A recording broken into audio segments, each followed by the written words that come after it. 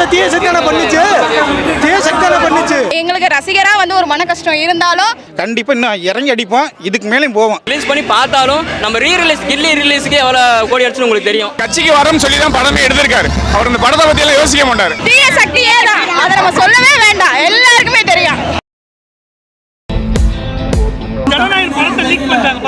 அந்த லீக் இவங்க தான் பண்ணது, வேணும்னே தானே பண்ண. எல்லாம் திமுக தீய சக்தி தான் பண்ணுச்சு.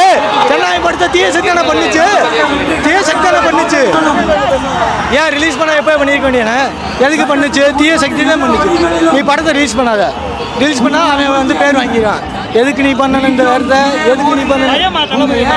தளபதி மேல அவ்வளோ பயம் இருக்குனால தான் அப்படி வர்றாங்க.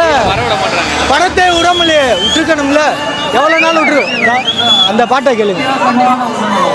ஆலப்புற தமிழா பாட்டிலேருந்தே பிரச்சனை வந்துட்டு இருக்கு, அது தெரியுமில்ல? ஆலப்புற தமிழா பாட்டிலேருந்து வந்து எல்லாத்தையும் விட்டுட்டு வந்திருக்காங்க மக்களுக்கு. எல்லாத்துக்கும் விட்டுட்டு என்ன 400 கோடி சம்பளத்தை விட்டுட்டு ஒருத்தன் இருப்பான். நன்மை செய்வார், ஆனால் சும்மா வருவாராங்க ஆளு? சொல்லுங்க, சும்மா வருவாரா? ஒரு ரூபா காசு வேணாம். தளபதி வர்றதுக்கு முன்னாடி ஒரு ரூபா காசு வேணாம். எல்லாருக்கும் வாய்ப்பு இருந்துச்சு. எப்ப? தளபதி வர்றதுக்கு முன்னாடி. இப்ப யாருக்கும் வாய்ப்பு இல்ல. சீமானை பத்தி பேச நேரம் இல்ல, டிஎம்கே பத்தி பேச நேரம் இல்ல, ஏடிஎம்கே பத்தி பேச நேரம் இல்ல. களத்துல இறங்கி மக்கள்கிட்ட என்ன வேணும் கேட்டு சேலை செய்யறதுக்கு எங்களுக்கு நேரம் சரியா இருக்கு. அது எப்பயுமே நடக்கிறதா. தளபதி வந்தா இது சும்மா தளபதி பார்க்க வந்து கூட்டம், ஓட்டு போட மாட்டாங்கன்னு சொல்றாங்க. நான் எல்லா மாநாட்டுக்கும் போறேன், ஓட்டு போடாம எதுக்கு நான் கஷ்டப்பட்டு கை காசு போட்டு போனேன்? எனக்கு தேவையா? காலையில 6 மணிக்கு தளபதி சொன்ன மாதிரி முதல் ஆளா போய் ஓட்டு போடுவோம். கரெக்டா 4ஆம் தேதி பாருங்க ரிசல்ட்ட. தளபதியா டிஎம்கே தளபதியான்னு தெரியும்.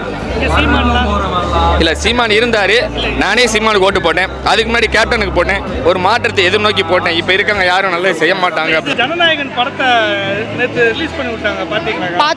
பார்த்தோம். எங்களுக்கு ரசிகரா வந்து ஒரு மன கஷ்டம் இருந்தாலும் அண்ணனோட நாங்கெல்லாம் நிக்கிறோம். அதுக்காக தான் சொல்றோம், அண்ணா நீங்க வருத்தப்படாதீங்க, நம்ம எவ்வளவு தூரம் பண்ணணுமோ பண்ணட்டும். ஆனா நம்ம எவ்வளவு தூரம் ஸ்ட்ரகிள்ஸ் மீறி மேல வரோம் பிடிக்கிறோம், ஆட்சியை உங்களுக்கு தான், நான் கவலைப்படாதீங்க.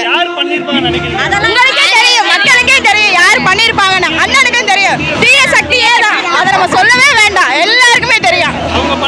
அவங்க தான் கன்ஃபார்மா என்ன பண்ணாலும் எங்க அண்ணா தரப்பு நிப்பாரு. என்ன பண்ணாலும் அண்ணா அதை மீறி வந்துருவாரு எங்களுக்காண்டி. நாங்க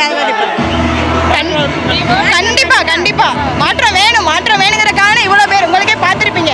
கண்டிப்பா மாற்றம் வேணும். திருநெல்வேலி போகும்போது சொன்னார் தலைவர், ஜனநாயகம் படத்தை முடக்குனிய, சில அவதூறு பண்ணிய, சில வழக்குகள்லாம் போட்டிய, சிபிஐ விசாரணை, கரூர் பிரச்சனை, அது இதுன்னு பண்ணிய.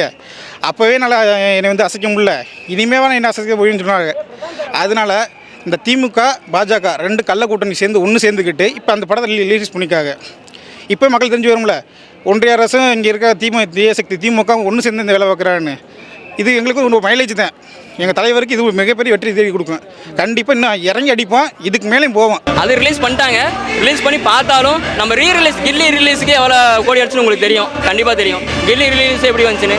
அதே மாதிரி இதை வெயிட் பண்ணி பாருங்கள். இது ரிலீஸ் ஆகியிருந்தாலும் எல்லாரும் இந்த படத்தை பார்த்துருந்தாலுமே தேட்டரில் வந்து பார்க்கணும் ஒரு ஆர்வம் இருக்கும்ல, கண்டிப்பாக வந்து பார்ப்பாங்க. யார் லீக் பண்ணிருப்பாங்க நினைக்கிறீங்க? அது நம்மளுக்கு ஐடியா இல்லை. நான் யாரும் ப்ளேம் பண்ணலாம் விரும்பல. அது வெயிட் பண்ணி பார்ப்பேன். பாதிப்பு இருக்குமா? அதனால் ஒரு பாதிப்பு இருக்காதுல்ல. இப்போ என்ன அவங்க வந்து இன்வெஸ்ட் பண்ணனால அதிகமாக ப்ராஃபிட் தான் இருப்பாங்க, அதில் எந்த சந்தேகமும் இல்லை. ஜனநாயகம் படமே அதாவது நேர்மையாக போராட முடியாதவங்க இந்த மாதிரி மறைமுகமான சில தாக்குதல் படம் தான் செய்வாங்க. கட்சிக்கு வரணும்னு சொல்லி தான் படமே எடுத்திருக்காரு. அவர் இந்த படத்தை பற்றி எல்லாம் யோசிக்க மாட்டார். மக்களுக்காக வந்திருக்கோம் சொல்லி வந்திருக்காரு. மக்களுக்காக நிற்பார் எப்பவுமே. யார் காரணமாக இருக்கட்டும் சார், அது பிரச்சனை இல்லை. மக்களுக்காக வந்துட்டார், இன்னைக்கு லைஃப் லாங் மக்களுக்காக இருப்பார்.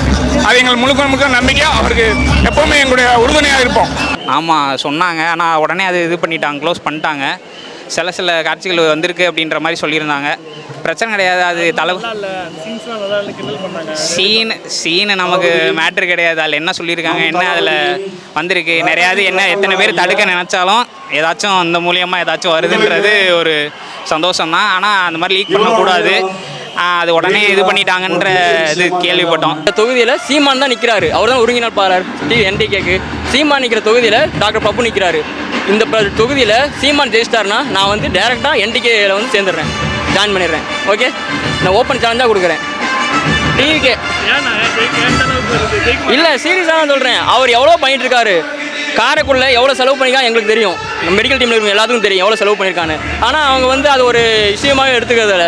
எங்கள் தளபதிக்கு தெரியும், அவருக்கு தெரியும், எங்கள் டீமுக்கு எல்லாத்துக்கும் தெரியும். அவங்களுக்கு தெரியணும்னு அவசியம் இல்லைல்ல. அதே மாதிரி மாற்றி பேசுகிற ஆள் அங்கிட்டு இங்கே தான் வருது.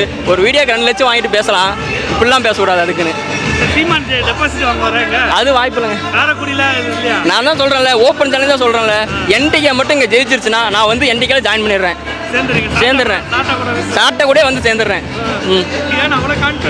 இல்லை எனக்கு தெரியும்ல இங்கே எவ்வளோ ஓட்டு இருக்குது அப்படின்ட்டு. நான் வந்து இங்கே ஒர்க் பண்ணிட்டு இருக்கேன், ஹாஸ்பிட்டல் தான் ஒர்க் பண்ணிட்டு இருக்கேன். நான் வெளியூர், ஆனால் இங்கே ஹாஸ்பிட்டல் ஒர்க் பண்ணி இங்கே டிவிக்கு ஆரம்பித்தப்போ இருந்து டாக்டர் சார் கூட, பிரபு சார் கூட பயணிச்சுட்டு இருக்கேன். அப்போ இருந்தே ஒரு தெரியும், அவருக்கு எனக்கு ஒரு பாண்ட் இருக்குது. அப்போ இருந்து என்ன நடக்குதுன்னு தெரியும். சீமான் இது ஏன் தொகுதின்னு பேசுறாரு எல்லாரும் யாரெல்லாம் பேசுறாங்க, இது ஏன் தொகுதி? நான் என்ன கேட்குறேன், சீமான் வந்து நிற்கிறார்ல, இத்தனை 15 வருஷமா நின்று இருக்காரு. 15 வருஷத்தில் ஒரு தொகுதியில் ஜெயிச்சிருக்காரா? ஒரு தொகுதியில் கூட ஜெயிக்கல.